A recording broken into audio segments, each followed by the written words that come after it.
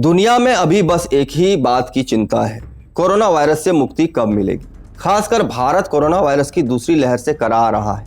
हर तरफ corona virus ने तबाही मचाना शुरू कर दिया है। महाराष्ट्र, दिल्ली, पंजाब, मध्य प्रदेश, राजस्थान तो पहले से ही इस वायरस से भयंकर चपेट में था। अब उत्तर भारत के राज्यों में भी बड़ी तेजी से कोरोना संक्रमित मिल रहे हैं, जो बहुत ही चिंता का विषय है। उत्तर प्रदेश में बढ़ते कोरोना संक्रमितों की संख्या सरकार की चिंता बढ़ा रही है।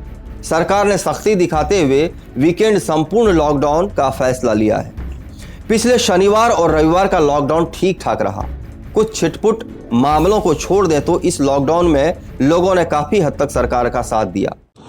ये जो दुकानों में अनावश्यक के भीड़ लगाए हुए दुकानदार हैं, उन्होंने सोशल डिस्टेंसिंग का कोई भी अनुपालन नहीं किया। जो गाइडलाइंस थी उसका खुलेआम उल्लंघन करते दिखे।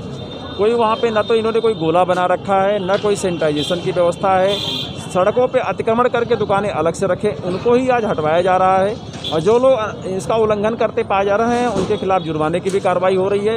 ये कार्रवाई लगातार जारी होगी। सड़क पर निकलने वाले हर व्यक्ति को ये भी उनको बताना पड़ेगा कि किस आवश्यकता से वो सड़क पर आए हैं, उसका औचित्य। अनावश्यक घूमना फिरना तफरी का कोई टाइम नहीं है। चौक एरिया वैसे भी कंजस्टेड एरिया है, उसी लिहाज से हम सभी लोग आज इनके खिलाफ जागरूक भी कर रहे हैं, अतिक्रमण को हटवा भी रहे हैं, और जो लोग उल्लंघन करते पाए जाए उनके खिलाफ कार्रवाई भी हो रही है।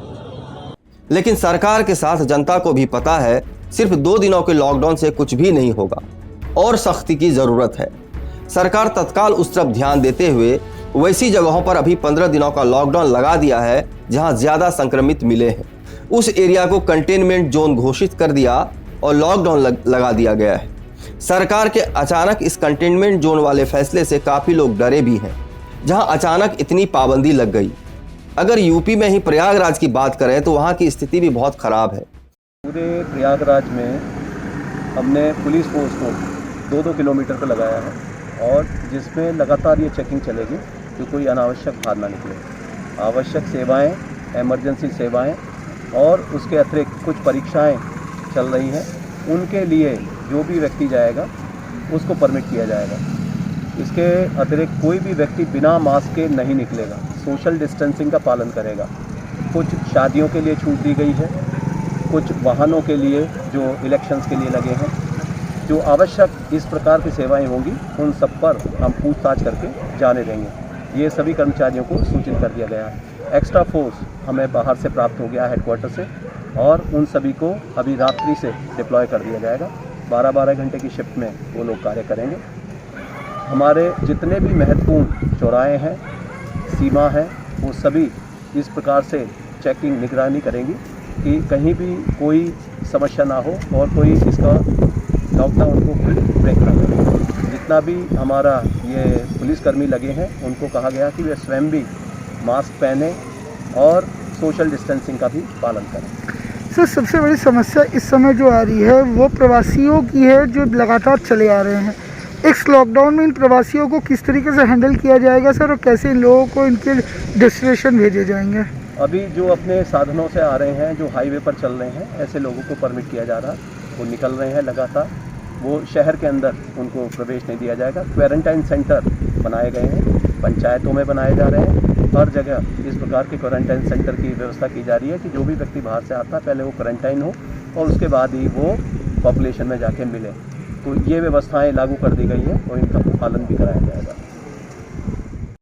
पिछले दिनों अचानक से कोरोना संक्रमितों की संख्या बढ़ गई, मरने वालों की संख्या भी ज्यादा हो गई। मरने वालों की संख्या सिर्फ इस बात से पता किया जा सकता है कि शमशान में 24 घंटा लाश जल रही है और कई परिजनों को कई घंटे लाश जलाने का इंतजार करना पड़ रहा है। प्रयागराज में कोरोना टेस्ट के बाद पता चला कि जितने लोग कोरोना टेस्ट करवा रहे हैं उसमें से हर 5वां व्यक्ति एक कोरोना पॉजिटिव निकल रहा है। जितना ज्यादा टेस्ट होगा उतना ज्यादा कोरोना पॉजिटिव पेशेंट पाए जाएंगे, जो सबसे बड़ी चिंता का कारण है। इस तरह बढ़ते कोरोना संक्रमितों की संख्या देख बाहर से आए प्रयागराज में काम करने वाले लोग भी पलायन कर रहे हैं। वे अपने आप को असुरक्षित महसूस कर रहे हैं। प्रयागराज में बढ़ते कोरोना संक्रमितों को देख इलाहाबाद यूनिवर्सिटी ने तत्काल विद्यार्थियों को हॉस्टल खाली करने का आदेश दिया है। अब उसमें कोरोना मरीजों के लिए कोविड वार्ड बनाया जाएगा जिससे सरकार की मदद हो सके। 16 तारीख को माननीय कुलपति महोदया ने एक आदेश निर्गत किया है जिसमें ये कहा गया है सभी डीन, सभी हॉस्टल के सुपरिटेंडेंट्स और वार्डन्स को ये निर्देश दिए गए हैं कि कोविड की सिचुएशन को ध्यान में रखते हुए, चूँकि सारी क्लासेस और एग्ज़ाम्स ऑनलाइन मोड में कराए जा रहे हैं, इसलिए सभी छात्रों से अपील की गई है कि वो हॉस्टल्स खाली कर दें। और इसके साथ ही डिस्ट्रिक्ट एडमिनिस्ट्रेशन की तरफ से भी इस तरह का प्रस्ताव है कि वो हॉस्टल्स को कोविड वार्ड्स में बदलना चाहेंगे, क्योंकि कोविड का सिचुएशन, कोविड की स्थिति बहुत ख़राब है, तो उसको देखते हुए हॉस्टल्स को खाली कराना ज़रूरी हो जाता है। कुल लड़कियों के और लड़कों के हॉस्टल्स मिला के तकरीबन 3000 की कैपेसिटी है, तो उन हॉस्टल्स को खाली करा के ज़रूरत हो तो उनको कोविड वार्ड्स में कन्वर्ट किया जाए। सरकार ने यूपी में होने वाले शादी, विवाह, उपनयन, श्राद्ध, कर्म सहित कई समारोह पर पाबंदी लगा रखा है और उसके लिए कुछ गाइडलाइन जारी कर रखा है। वैसे कुछ आवश्यक परीक्षाएं हैं जो नियत समय से ही करवाई जाएगी, उसके लिए विशेष इंतजाम किए जाएंगे। आज एनडीए की परीक्षा थी, ठीक ही थी। पहला पेपर आज गणित का था। कोविड की भी अच्छी, कोविड के जो प्रिकॉशंस लिए गए वो भी सही थे, और सैनिटाइज़र भी सबको ऐसे प्रिकॉशन के तौर पर लाने को कहा गया था। मास्क भी किसी को हटाने नहीं, मॉनिटरिंग हो रही थी 24 मतलब जब तक पेपर था, और सब ठीक था। पेपर भी थोड़ा मॉडरेट आया था। बस, थैंक यू। उत्कर्ष चौधरी। जब तक कोरोना संक्रमितों की संख्या में गिरावट नहीं होती है, प्रदेश में सख्ती और बढ़ेगी। जनता से भी अपील है कि कोरोना को हराने के लिए भीड़ भाड़ से दूर रहें और कोरोना गाइडलाइन का नियम से पालन करें। इस चैनल को देखने के लिए आप इसे लाइक, शेयर और सब्सक्राइब करें।